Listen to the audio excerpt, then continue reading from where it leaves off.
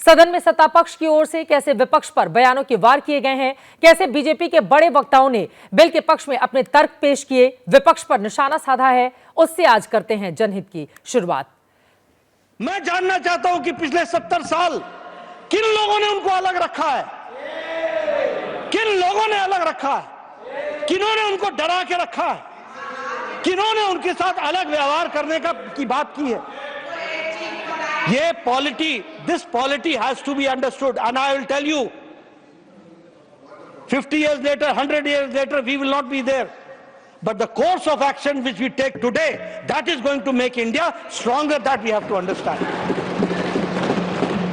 और आपने 70 साल का एक्सपेरिमेंट करके देख लिया, बांट करके देख लिया, वोट के पीछे पढ़ के देख लिया। 2013 का अमेंडमेंट ला करके भी 2014 में वहां बैठने के लिए मजबूर हो गए। इससे काम नहीं चलने वाला। किसने आपको संपत्ति दी, किसने आपको संपत्ति दान की, किसके मन में मनसा थी कि अल्लाह को दे दिया जाए? एक भी आदमी ने वक्फ बाई यूजर की संपत्ति वक्फ के अधिनियम के तहत नहीं दी। जैसे फिल्मों में गुंडे हुआ करते थे, जिस औरत पर हाथ रख दी वो औरत उनकी हो गई। इसी प्रकार से इन वक्फ बोर्डों ने भू माफियाओं की तरह काम किया। जिस जमीन पर हाथ रख दिया इन्होंने, वो जमीन उनकी हो गई। सत्ता पक्ष के चेहरों को आपने सुन लिया। सत्ता पक्ष के नेताओं को विपक्ष की तरफ से जवाब मिला है। सदन में कई मौके ऐसे आए जब खूब बवाल हुआ। विपक्ष ने सत्ता पक्ष को जबरदस्त तरीके से घेरने की कोशिश की। किन शब्दों के जरिए विपक्ष ने बयानों के बाण चलाए हैं, अब उसे देखिए। जब 1995 में ये बिल आई थी और 2013 में जब ये अमेंडमेंट्स आए थे, जो आज भारतीय जनता पार्टी ये क्लेम कर रही है कि कांग्रेस पार्टी ने ये ड्रैकोनियन लॉस लाई थी, कांग्रेस पार्टी ने एक कम्युनिटी को अपीज करने के लिए लाई थी, ये कॉन्स्टिट्यूशन से परे है, ये जो आज बड़ी बड़ी बातें कर रहे हैं और इसका बेसिस बना है आज के बिल का। मैं इनसे पूछना चाहता हूं कि 1995 में आप क्यों इस बिल का समर्थन किए थे? आप 2013 के बाद सर 2014 में ये लोग सरकार में आ गए। 2014 से 2024 तक इनको समझ में नहीं आया कि ये ड्रैकोनियन लॉ है। इनको ये समझ में नहीं आया कि कम्युनिटी को अपीज करने के लिए लाया गया है। 2024 में फिर ये बिल इनको 2024 में इनको याद आ गया, वक्फ बोर्ड ड्रैकोनियन लॉ है, कम्युनिटी को अपीज कर रहे हैं। 2024 में याद आया। क्यों 2024 में याद आया? 10 साल क्यों आपको याद नहीं आया? 2024 में इसलिए याद आया क्योंकि 400 का नारा इनको दिए थे, 240 में निपट गए थे। इनको बिल्कुल मेजॉरिटी नहीं मिली थी। इनको अब समझ में नहीं आ रहा कैसे अपना वोट बैंक बढ़ाएं। इनको यह समझ में नहीं आ रहा कौन सा मुद्दा उछाले, तो इन्होंने वक्फ बोर्ड को लेके आया। अगर कोई सरकार अपने बच्चों को उसका गला घोटने पे उतारू हो जाए तो फिर सरकार निष्पक्ष सरकार नहीं है। धार्मिक संपत्तियों को कब्जा करने की एक कोशिश है। इसलिए इस बिल पर न हिंदू को खुश होना चाहिए, न सिख को खुश होना चाहिए, न ईसाई को खुश होना चाहिए, न जैन को खुश होना चाहिए, न बौद्ध को खुश होना चाहिए, क्योंकि नंबर सबका आएगा। और आज वक्फ की संपत्तियां कब्जा करके आप अपने दोस्तों को देंगे, कल गुरुद्वारे की संपत्तियां कब्जा करके आप अपने दोस्तों को देंगे, फिर चर्चों की संपत्तियां कब्जा करके आप अपने दोस्तों को देंगे, फिर बौद्धों की संपत्तियां कब्जा करके आप अपने दोस्तों को देंगे, फिर जैनों की संपत्तियां कब्जा करके आप अपने दोस्तों को देंगे, फिर मंदिरों की जमीनें कब्जा करके आप अपने दोस्तों को देंगे। हिंदू या मुसलमान के लिए के एहसासात को मत छेड़िए, अपनी कुर्सी के लिए इस जज्बात को मत छेड़िए। हम में कोई हुण, कोई शक, कोई मंगोल, पता करना बड़ा मुश्किल है कौन कहां से। हम में से कोई हुण, कोई शक, कोई मंगोल दफन है जो बात, अब उस बात को मत छेड़िए। गलतियां बाबर की थी, जुम्मन का घर फिर क्यों जले। ऐसे नाजुक वक्त में हालात को मत छेड़िए। है कहां हिटलर, हलाकू जार या चंगेज खां, मिट गए सब, कौम की औकात को मत छेड़िए। छेड़िए एक जंग, छेड़िए एक जंग, मिलजुल कर गरीबी के खिलाफ। दोस्त मेरे मजहबी नगबात को मत छेड़िए। हाथ जोड़ के कहता हूं सर, इसको फिर से कंसल्टेशन के लिए भेजिए और एग्जीक्यूटिव के डिसीजन को कमतर करिए, एग्जीक्यूटिव के डिसीजन को, इन्फ्लुएंस को कमतर करिए और पूरी दुनिया नॉमिनेटेड से इलेक्टेड पे जा रही है, आप इलेक्टेड से नॉमिनेटेड पे जा रहे हो। लोकसभा की तरह ही राज्यसभा में भी जबरदस्त आज चर्चा परिचर्चा देखने को मिली है और राज्यसभा में वोटिंग जैसे ही शुरू होगी, अब धीरे धीरे करीब वो समय भी आ रहा है, आपको लेकर चलेंगे। अभी बात आगे बढ़ते हुए कर लेते हैं लोकसभा की। वक्फ संशोधन बिल पर लोकसभा में जो बहुमत का गणित था उसमें काफी जोड़ घटाव किया जा रहा है। जो लोग बीजेपी के साथ ही सेकुलर नेताओं की ओर उम्मीद भरी नजरों से देख रहे थे, सदन में उनकी संख्या को लेकर काफी रिसर्च किया जा रहा है। जो लोग बिल का विरोध कर रहे हैं वो कह रहे हैं कि बिल पास कराने के जिम्मेदार ये 4 चेहरे हैं। जेडीयू के नीतीश कुमार, टीडीपी के चंद्रबाबू नायडू, एलजेपीआर के चिराग पासवान और आरएलडी के जयंत चौधरी। भारतीय राजनीति में इन चेहरों को सेक्युलर राजनीति के लिए जाना जाता है।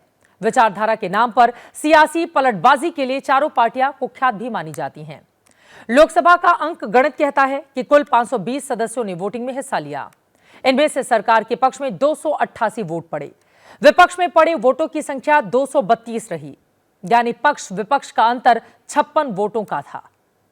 अब 4 सेकुलर नेताओं को इसके लिए कैसे जिम्मेदार ठहराया जा रहा है उसे समझिए। बिल के पक्ष में जो वोट पड़े हैं उनमें टीडीपी के 16, जेडीयू के 12, एलजेपीआर के 5, आरएलडी के 2 सांसदों ने वोट किया। इन चारों का जोड़ होता है 35 का। अब बिल का विरोध कर रहे लोग ये कह रहे हैं कि इन चारों का वोट अगर बिल के खिलाफ हो जाता तो विपक्ष की संख्या 232 प्लस 35 यानी कि 267 हो जाती। पक्ष में 288 माइनस 32 अगर आप कर दें तो उनका हो जाता 253 वोट और बिल पास नहीं हो पाता, यानी ये 4 दल बिल के खिलाफ खड़े हो जाते तो फिर 14 वोटों से बिल गिर जाता। इसी अंकगणित के सहारे बीजेपी के साथ वाले इन चारों सेकुलर नेताओं को घेरा जा रहा है। कहा जा रहा है कि मुसलमानों के साथ इन्होंने धोखा किया है। इन चारों के बारे में ऐसा कहा क्यों जा रहा है, अब उसे समझने के लिए थोड़ा फ्लैशबैक में चलना होगा, अतीत के पन्नों को पलटना होगा। बिहार के सीएम नीतीश कुमार को तो सियासत में पलटीबाज की मारो पीएचडी हासिल हो। 2013 में जब बीजेपी ने नरेंद्र मोदी को पीएम उम्मीदवार घोषित किया तो खुद को सेकुलर बताने के लिए उन्होंने बीजेपी से नाता तोड़ लिया था। बाद में लालू यादव से हाथ मिला लिया। एलजेपीआर की बात करें तो चिराग पासवान के पिता रामविलास पासवान इस पार्टी के संस्थापक रहे। 2002 में रामविलास केंद्र में मंत्री थे। गुजरात दंगों के नाम पर उन्होंने सरकार से इस्तीफा दे दिया था, अटल बिहारी वाजपेयी की सरकार से। अब उन्हीं के बेटे चिराग पासवान खुद को मोदी का हनुमान बताते फिरते हैं। केंद्र में मंत्री और आरएलडी के अध्यक्ष जयंत चौधरी के पिता अजीत सिंह तो पलटने के लिए ही मशहूर थे। कभी बीजेपी तो कभी कांग्रेस के साथ आना जाना उनका लगा रहा। जाट मुस्लिम राजनीति की बात जयंत करते रहे हैं। हालांकि लोकसभा चुनाव से पहले ही अखिलेश का साथ छोड़कर वो बीजेपी में के साथ आ गए थे। और चंद्रबाबू नायडू के बारे में क्या ही बताया आपको, कभी एनडीए के संयोजक हुआ करते थे, 2018 में मोदी का साथ छोड़कर कांग्रेस के करीब चले गए। 2024 में फिर से बीजेपी के पास वापस लौट आए। मुस्लिमों के लिए आरक्षण की वकालत करते रहे हैं। कहने का मतलब यह है कि टिक कर एक जगह राजनीति करना इन नेताओं और इन दलों ने सीखा नहीं है। अपनी सियासत के लिए खुद को बदलते रहे हैं, खुद को मुसलमानों का हिमायती भी करार देते रहे हैं। अब बारी बारी से एक एक चेहरे की पूरी केमिस्ट्री समझाते हैं। आखिर क्यों इन्होंने मोदी के लिए मुसलमानों से दूरी बनाना बेहतर समझा।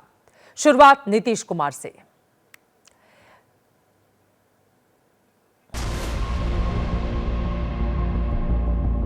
बिहार में जो सरकार चल रही है माननीय नीतीश कुमार जी के नेतृत्व वाली सरकार, जो कहती थी कि हम सेकुलर हैं, आज इन्होंने मुसलमानों के पीठ में जो है वो खंजर भोंकने का काम किया।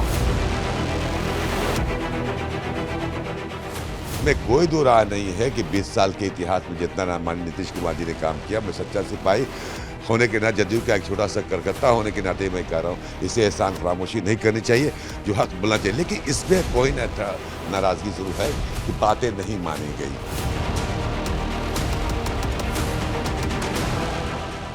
जदयू में अब देखिएगा भगदड़ में नीतीश कुमार जी कैसे मतलब सहमत बीमार हैं, उनको 2-4 लोग जो है अपने बस में कर लेते हैं, वरना नीतीश कुमार ऐसा फैसला नहीं ले सकते। बिल पेश हुआ है, पास हो गया। अब उसमें पूरी बिल की कॉपी नहीं आई है, सामने आ जाए। एक मीटिंग बहुत जल्द होगी, मैदान अमल में उतरने की हिम्मत रखिए और मीटिंग में जब खबर दी जाए तो आइए। जेडीयू तो एक्सपोज हो गई। जेडीयू के नेताओं के अंदर भारी नाराजगी है और भारी टूट होने वाली है जेडीयू में। जिस तरह से विरोध के स्वर उठ रहे हैं तो जेडीयू को बचाना अब मुश्किल है। कोई कह रहा है कि नीतीश की सियासत का अंत हो गया है, किसी का कहना है कि नीतीश ने मुसलमानों की पीठ में छुरा घोंप दिया, कोई जेडीयू में टूट की भविष्यवाणी कर रहा है। इतने कड़े बयान आ रहे हैं, इस तरह से नीतीश की भूमिका और भविष्य पर सवाल उठ रहे हैं। तो सवाल यह है कि नीतीश ने आखिर ऐसा कदम क्यों उठाया? इस सवाल का जवाब तलाशने से पहले कल लोकसभा में जेडीयू के ललन सिंह ने जो बयान दिया उसे आपको जरूर सुनना चाहिए। कांग्रेस पार्टी के एक नेता का कल हम देखे अखबार में एक बयान छपा हुआ है कि जेडीयू सेकुलर पार्टी है, उसको देखना है। अरे जेडीयू को और नीतीश कुमार को आपके सेकुलरिज्म के सर्टिफिकेट की आवश्यकता नहीं है। नीतीश कुमार जी का और जेडीयू के सेकुलरिज्म की परिभाषा है कि बिना कोई विवाद किए हुए काम करो, समाज के हर वर्ग के लिए काम करो। आजादी के बाद से आपने कब तक शासन किया? कांग्रेस पार्टी ने बिहार में कब तक शासन किया? आजादी के बाद से नीतीश कुमार जी ने 20 वर्षों में मुसलमानों के हक में जो काम किया आजादी के बाद से आज तक नहीं हुआ। नीतीश कुमार जी वोट के लिए राजनीति नहीं करते हैं और नीतीश कुमार जी ने मुसलमानों के हक में बिहार में जितना काम किया, भारतीय जनता पार्टी उसकी भागीदार रही। भारतीय जनता पार्टी के समर्थन से यह काम हुआ। आप कहां खड़े हैं? इस बयान ने बिल का विरोध कर रहे मुस्लिम नेताओं की तमाम उम्मीदों को धराशायी कर दिया। जबकि पिछले हफ्ते पटना से जो अलग अलग तस्वीरें सामने आ रही थीं, वो सस्पेंस को बढ़ा रही थीं। एक वक्त तो ऐसा लग रहा था मानो नीतीश वक्फ के नाम पर पलटने की प्लानिंग कर रहे हैं। रमजान के आखिरी दिनों में नीतीश कुमार टोपी लगाकर हर इफ्तार में नजर आ रहे थे। कहा जा रहा था कि इन तस्वीरों ने बीजेपी के नेताओं की टेंशन बढ़ा दी थी। पॉलिटिकल एक्सपर्ट भी नीतीश को लेकर असमंजस में थे, क्योंकि नीतीश भारतीय राजनीति के वो नेता हैं जो कब क्या कर जाएंगे ये कोई नहीं जानता। कब वो पलट जाएंगे, कब वो नहीं पलटेंगे, इसकी सटीक भविष्यवाणी कोई नहीं कर सकता। ऐसे में वक्फ बिल की चर्चा के बीच पिछले हफ्ते उनकी ये अलग अलग तस्वीरें चर्चा में रहीं, लेकिन कल उन्होंने तमाम आशंकाओं को खारिज कर दिया। वक्फ बिल पर मोदी के लिए मुसलमानों से दूरी बनाना बेहतर समझ लिया। जबकि यही नीतीश कुमार हैं जिन्होंने एक वक्त में मुस्लिमों का रहनुमा बनने के लिए बीजेपी से 17 साल पुराना अपना रिश्ता तोड़ लिया था। वो सवाल मुसलमानों का ही था जब नीतीश बीजेपी से दूर हो गए थे। वजह बनी थी ये तस्वीरें। साल था 2009 का लोकसभा चुनाव। लुधियाना में एनडीए की रैली थी। नीतीश कुमार ने बीजेपी से कह रखा था कि बिहार में चुनाव प्रचार के लिए नरेंद्र मोदी नहीं आएंगे। लुधियाना की उस ऐतिहासिक रैली में जब मंच पर मोदी ने नीतीश का हाथ उठाकर भीड़ के सामने अभिवादन किया तो मीडिया में खूब चर्चा हुई थी। और ये तस्वीरें भारतीय राजनीति की कभी ना भूलने वाली तस्वीरों में से एक हो गई थी। उस चुनाव में नरेंद्र मोदी प्रचार के लिए बिहार नहीं गए। 2010 में जब लुधियाना वाली तस्वीरें पटना के अखबारों में किसी बीजेपी के शुभचिंतक ने छपवाई तो नीतीश कुमार ने बीजेपी नेताओं के सम्मान में दिया भोज रद्द कर दिया था। नीतीश ने बीजेपी के साथ रहते हुए मोदी से दूरी बनाकर खुद को बड़े सेकुलर नेता के तौर पर स्थापित किया था। नतीजा हुआ कि 2010 के बिहार विधानसभा चुनाव में बीजेपी और जेडीयू गठबंधन को जबरदस्त जीत मिली। उस चुनाव में कुल 19 विधायक बिहार में जीते थे। इनमें जेडीयू से 7, बीजेपी से 1, आरजेडी से 7, कांग्रेस से 3, एलजेपी से 1 विधायक सदन पहुंचे थे। जेडीयू से इतने मुस्लिम विधायक उस समय के अलावा फिर कभी नहीं जीत पाए। तब माना गया कि मुस्लिमों के लिए नीतीश ने जो काम किए हैं उनकी सेकुलर छवि का नतीजा है कि उस पर पसमानदा मुसलमानों ने आंख बंद कर भरोसा किया। और इन्हीं मुस्लिमों का रहनुमा बनने की चाहत थी कि नीतीश कुमार ने 2013 में नरेंद्र मोदी के पीएम उम्मीदवार बनते ही बीजेपी से 17 साल पुरानी अपनी दोस्ती को तिलांजलि दे दी। इसके बाद की कहानी आप जानते ही हैं। कभी आरजेडी के साथ तो कभी जदयू के साथ आना जाना लगा रहा। 2020 में जदयू से कोई मुस्लिम विधायक नहीं बन पाया। पिछले साल हुए लोकसभा चुनाव में भी मुस्लिमों का वोट एनडीए को बहुत नहीं मिला था। पिछले साल किशनगंज में जदयू का एकमात्र मुस्लिम प्रत्याशी चुनाव हार गया था। जदयू ने कहना शुरू किया कि मुस्लिम उन्हें वोट नहीं करते।